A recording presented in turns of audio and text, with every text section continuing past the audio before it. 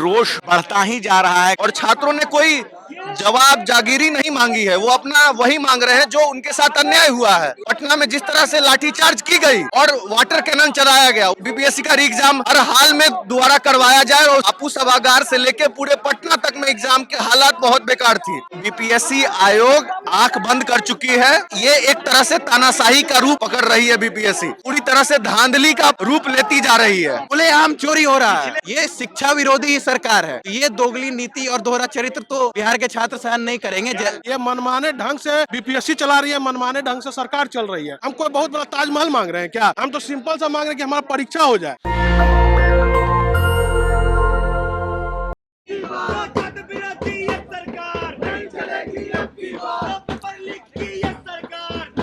हम देख पा रहे हैं कि लगातार सीआरजेडी जेएनयू, छात्र राजद जेएनयू के लोग भी यहाँ आए हुए हैं। एआईएसएफ और छात्र राजद जेएनयू के जो लोग हैं वो यहाँ लगातार प्रदर्शन कर रहे हैं। पटना में लगातार जो है अभ्यर्थियों के ऊपर लाठी बरसाया जा रहा है। शांतिपूर्वक वो अपने अधिकारों की मांग के लिए कई दिनों से बैठे हुए हैं, लेकिन सरकार सुनने का नाम नहीं ले रही है।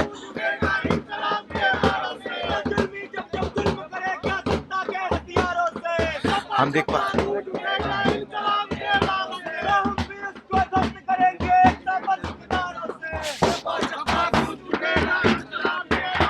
क्या नाम है सर आपका? मेरा नाम अक्षर रंजन है। छात्र राजद जेएनयू के हम जॉइंट सेक्रेटरी है।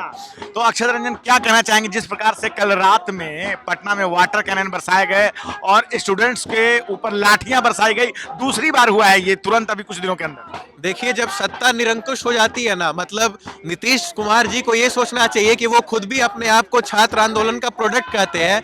जेपी के एक हम देख पा रहे हैं कि किस प्रकार से जो है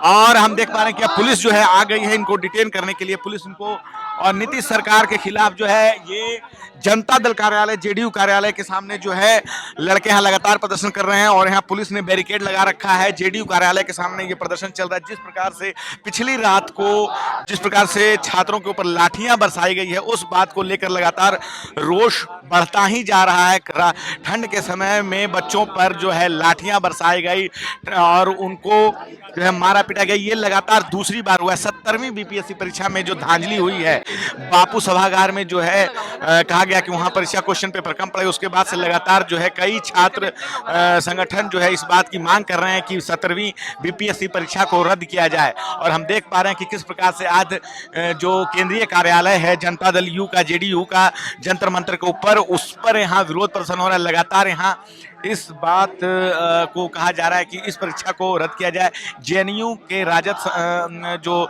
छात्रों का यूनियन है वो और एआईएसएफ के लोग जेडीयू कार्यालय पे आए हुए हैं और नीतीश सरकार पे जो है वो एक लाठी तंत्र होने का आरोप लगाए जा रहे हैं। एनडीए सरकार होश में आओ, लगातार ये नारे लगा रहे हैं। हम देख पा रहे हैं, सुन पा रहे हैं, नीतीश कुमार होश में आओ, एनडीए सरकार होश में आओ के साथ ये नारे गूंज रहे हैं। और जिस तरह से सोशल साइट्स पे कल रात की जो घटना की वीडियो लगातार फैल रही है कि किस प्रकार से छात्रों को मारा पीटा गया है 70वीं बीपीएससी परीक्षा को लेकर, जो है हम देख पा रहे हैं कि छात्र राजद संगठन के और एआईएसएफ संगठन के लोग जो है यहाँ जेडीयू कार्यालय वे आए हुए हैं। अब हम कुछ लोगों से बात करना चाहेंगे और हम देख पा रहे हैं कि बिहार सरकार होश में, परीक्षार्थियों को मारना धमकाना बंद करो, इस बात का जो है लगातार यहाँ हमारे साथ। सर इधर क्या कहना चाहेंगे सर नीतीश सरकार को लेकर? नीतीश सरकार एक तो पहले छात्रों पे, जिस छात्र आंदोलन से खुद आए हैं, उस छात्रों पे हमला करना कितना गलत बात है। और छात्रों ने कोई जवाब जागीरी नहीं मांगी है। वो अपना वही मांग रहे हैं जो उनके साथ अन्याय हुआ है। बापू सभागार से लेके पूरे पटना तक में एग्जाम के हालात बहुत बेकार थी। एग्जाम री एग्जाम के लिए मांग की जा रही है कि क्वेश्चन पेपर अगर लीक है और जो भी समस्याएं वहां हुई है उस पर अगर नीतीश सरकार नहीं जवाब दे देती है तो छात्र प्रदर्शन करते रहेंगे। कल रात छात्र के साथ जो हुआ, पटना में जिस तरह से लाठीचार्ज की गई और वाटर कैनन चलाया गया, उस सब के खिलाफ आज हम लोग यहाँ जनता दल यूनाइटेड कार्यालय पे नीतीश कुमार से जवाब मांग रहे हैं। नीतीश कुमार दिल्ली में मौजूद हैं और हम इनसे जवाब मांगते हैं क्यों किया गया और हर हाल में री एग्जाम को हम लोग क्लेम करते हैं कि बीपीएससी का री एग्जाम हर हाल में दोबारा करवाया जाए और उस नोटिफिकेशन जल्द से जल्द दी जाए। बिहार जो बीपीएससी आयोग है वो इस बात को मानने को तैयार नहीं है। उनका कहना है कि कुछ ही छात्र जो है प्रदर्शन कर रहे हैं। बीपीएससी आयोग आंख बंद कर चुकी है और ना किसी नेता का बात सुन रही है। बिहार में एक भी नेता जो है उससे सबसे ऊपर चली गई है बीपीएससी किसी की बात नहीं सुन रही है, किसी नेता की नहीं सुन रही है और ये एक तरह से तानाशाही का रूप पकड़ रही है बीपीएससी। एक मनु भाई जो वहां के अध्यक्ष हैं वो अपने आप को सबसे सुप्रीम समझ रहे हैं और जिस तरह से बीपीएससी डिसीजन ले रही है बिना छात्र को बताए हुए, कोई भी अगर काम होती है तो छात्र को कॉन्फिडेंस में लेके किया जाता है। ना नॉर्मलाइजेशन की प्रक्रिया बताई गई कि नॉर्मलाइजेशन होगा कि नहीं होगा और दूसरे शिफ्ट का जो एग्जाम होने वाला है, मतलब दूसरी बार जो एग्जाम होने वाली है उसकी क्या प्रक्रिया है, कैसे आप नॉर्मलाइज करेंगे, कैसे सिचुएशन लाएंगे, दोनों में नॉर्मलाइज होगा कि दोनों का अलग अलग रिजल्ट आएगा, क्वेश्चन पेपर क्या होगा, बिना कुछ बताए एडमिट कार्ड रिलीज कर दिया गया। तो ये सारा कुछ विदाउट क्लैरिटी आप एक पूरी तरह से धांधली का रूप लेती जा रही है और आपको अगर आज के आज अगर नीतीश कुमार इस पर नहीं जवाब देते हैं तो ये बहुत बड़ा आंदोलन हो जाएगा, हो सकता है सरकार भी गिर जाए। एक तरफ तो जो आयोग कह रहा है कि एक सेंटर का मामला है, लेकिन अगर छात्रों की संख्या देखें तो 12,000 संख्या वहां पे थी, लगभग 24 सेंटर हो जाएंगे। एक सेंटर में 500 लड़के आते हैं, लेकिन इतने लड़कों को मैनेज वहां किया गया था, 12,000 संख्या और लगातार दूसरी बार लाठीचार्ज हुआ है। जब बापू परीक्षा शिविर बनी थी 25,000 कैपेसिटी के साथ बनी थी और आप दिल्ली के आप जो पटना जो है एक राज्य का राजधानी है, उसमें इस तरह की घटना हो रही है तो आप पूरे बिहार का स्थिति समझ सकते हैं। 12,000 एग्जाम कराने के लिए उनके पास एक पर्याप्त कैपेसिटी का एक मतलब पर्याप्त लोगों का वो नहीं है, समर्थ नहीं है और वो हम लोग सोच रहे हैं कि वो पूरे बिहार में एक अच्छे से एग्जाम करवा पाए होंगे। तो इसी से अंदाजा लगाया जा सकता है वो राजधानी थी इसलिए खबर आ गई और कहाँ क्या हुआ होगा इसका कोई अंदाजा नहीं है। मेरा सेंटर कटिहार था, वहां जिस तरह से मामला पेपर लेट आया और अंत में किस तरह से भगदड़ मची उस सब का जवाब देने वाला वहां कोई नहीं था। तो ये पूरे जो दृश्य हैं उसको आप नहीं कह सकते हैं कि एक 12,000 बच्चों के साथ अन्याय हुआ है, ये पूरे बिहार के बच्चों के साथ अन्याय हुआ है। अक्षम क्या कहना चाहेंगे आप? नीतीश जी दिल्ली में हैं, आप लोग यहाँ घेर रहे हैं।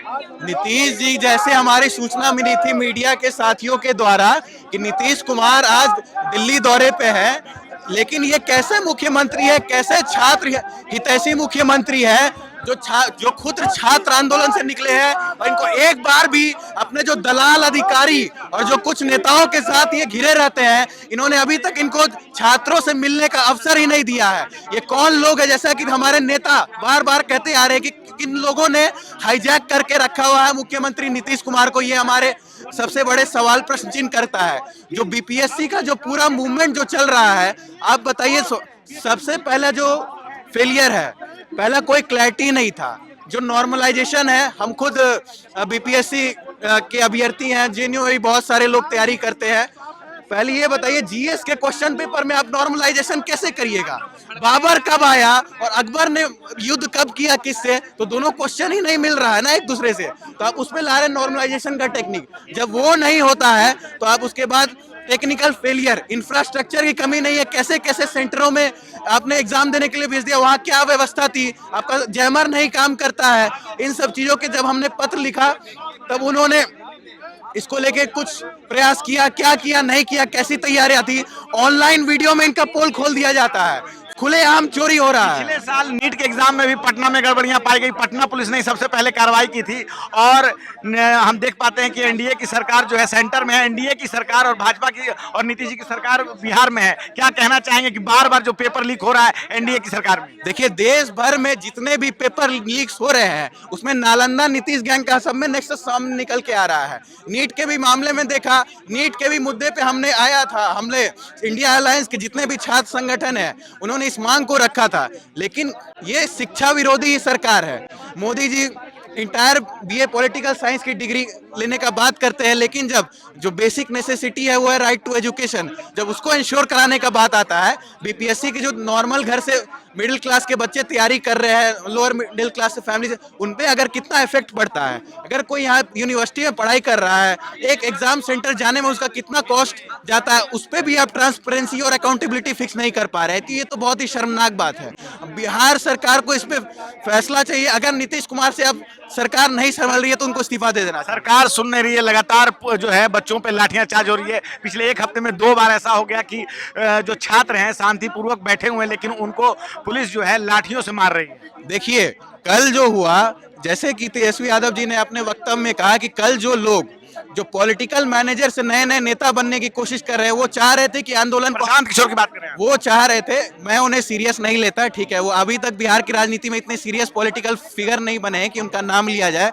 वो चाह रहे थे कि कैसे ही छात्रों के आंदोलनों को हाईजैक किया जाए, लेकिन जैसे ही पुलिस का लाठी छात्रों को इंस्टिगेट किया गया, गर्दनी बाग धरना स्थल से उनको उठा के गांधी मैदान की तरफ लेके जा रहा था, लेकिन जैसे ही वहां से पुलिस की लाठियां भागनी शुरू हुई, सबसे पहले ये दुम दबा के पहले भागने वाला व्यक्ति यही था। और जब रात में सब कुछ हो जाता है तो फिर जाता है अपना घड़ियाली आंसू बहाने के लिए, और छात्रों को ये आदमी गाली बक रहा है कि तुमको उठवा लेंगे। इसका वीडियो खुद मीडिया के साथियों ने वायरल करवाने का काम किया है। तो ये दोगली नीति और दोहरा चरित्र तो बिहार के छात्र सहन नहीं करेंगे। क्या लगता है प्रशांत किशोर जिस प्रकार से शांतिपूर्वक जो है आंदोलन चल रहा था, उसको हाईजैक करके एक दूसरी दिशा दे दी, क्योंकि लड़के वहां शांतिपूर्वक बैठे हुए थे और उन्हें सीएम आवास घेरने का जो प्रोग्राम बनाया, तो लड़के कह रहे हैं कि प्रशांत किशोर ने ही ये कार्यक्रम बनाया था। जी बिल्कुल, मैं तेजस्वी यादव जी को एक कोट करना चाहूंगा। उन्होंने कहा कि जब मैं डिप्टी सीएम था तो गवर्नमेंट क्या क्या टैक्टिक्स यूज कर सकती है किसी भी मूवमेंट को डिरेल एंड डिसरप्ट करने की, उन सब हथकंडा प्रशांत किशोर को एज अ बीजेपी एजेंट वहां भेजा गया था कि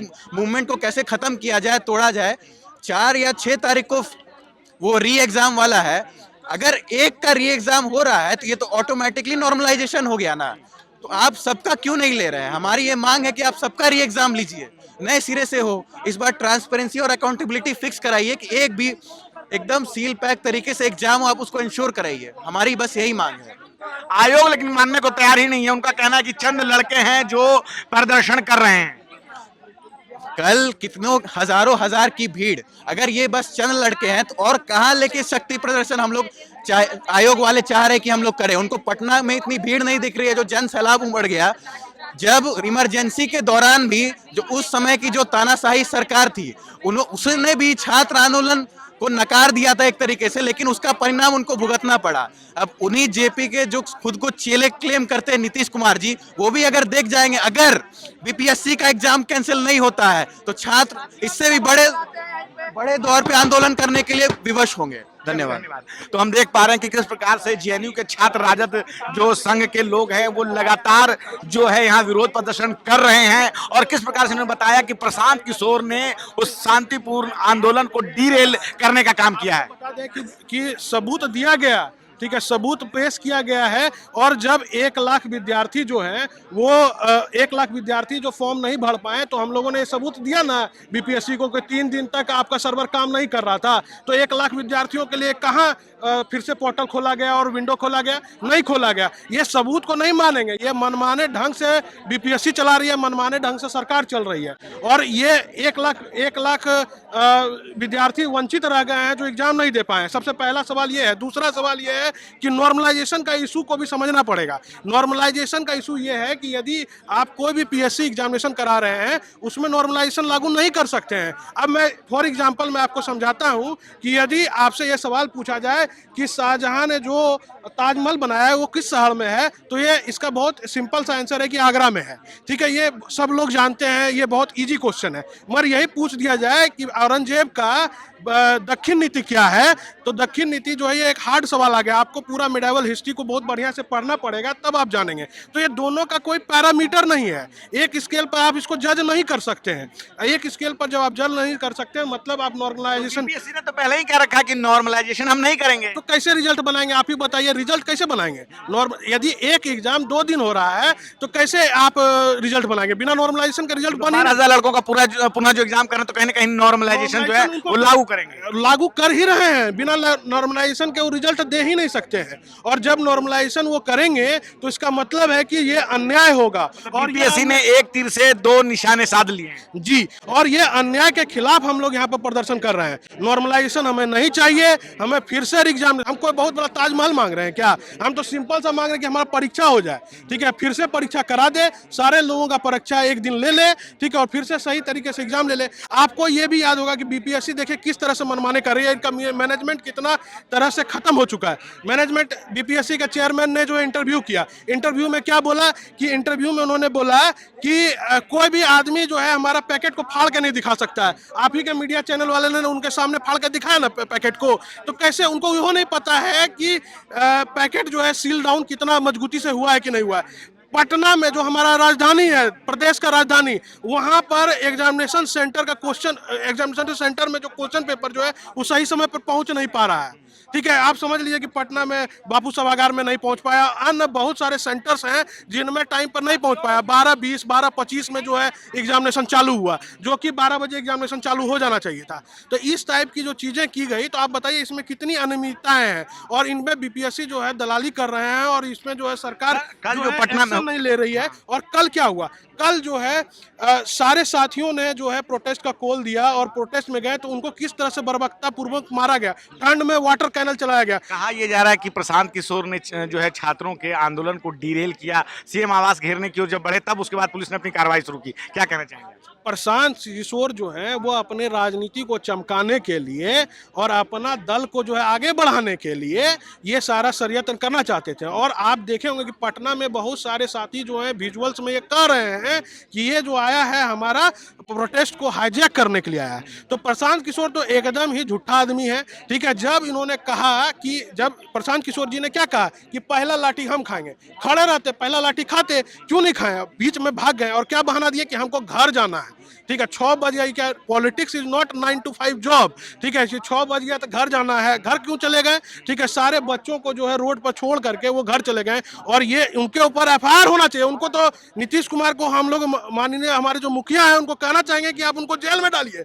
ये जो प्रोटेस्ट को तार तार करना, बर्बाद करना, उन्होंने ही प्रोटेस्ट को बर्बाद किया। हम तो शांतिपूर्ण तरीके से बात रख रहे हैं अपना, हम शांतिपूर्ण तरीके से अपनी बात कह रहे हैं, ठीक है। यही हमारी मांग है, और हमारी मांग साफ है। हमारी मांग है कि फिर से री एग्जामिनेशन हो, ठीक है। दूसरी हमारी मांग है कि नॉर्मलाइजेशन हमें नहीं चाहिए, और कदाचार मुक्त एग्जामिनेशन होना चाहिए। लेकिन अब तो जो आयोग है कुछ ही दिनों में जो है उस सेंटर के जो बच्चों का दोबारा एग्जाम लेने जा रहा है। हाँ, तो दोबारा एग्जाम लेने, अब आयोग के चेयरमैन को देख लीजिए, उनके ऊपर भ्रष्टाचार के उनके ऊपर कितने आरोप लगे हुए हैं, ठीक है। उनके ऊपर कितने चीजें लगे हुए हैं, ठीक है। थैंक। तो अभी हम देख रहे हैं जेडीयू कार्यालय पे किस प्रकार से जेएनयू के छात्र संघ के लोग, एआईएसएफ के लोग और छात्र राजद के जो लोग आए हुए हैं, और लगातार बीपीएससी पे जो जिस प्रकार से अनियमितता बरती गई है उसको लेकर विरोध प्रदर्शन कर रहे हैं। मैं रंजन कुमार, कैमरामैन आशीष के साथ, नेशनल दस्तक। धन्यवाद। नेशनल दस्तक की आपसे गुजारिश है कि अगर इसको बचाना चाहते हैं तो नेशनल दस्तक को सब्सक्राइब करने के लिए रेड कलर के सब्सक्राइब बटन को दबाएं, फिर बेल आइकन की घंटी दबाएं। नेशनल दस्तक को बचाने के लिए बहुत जरूरी है कि हर खबर को शेयर करें, लाइक करें, कमेंट जरूर करें।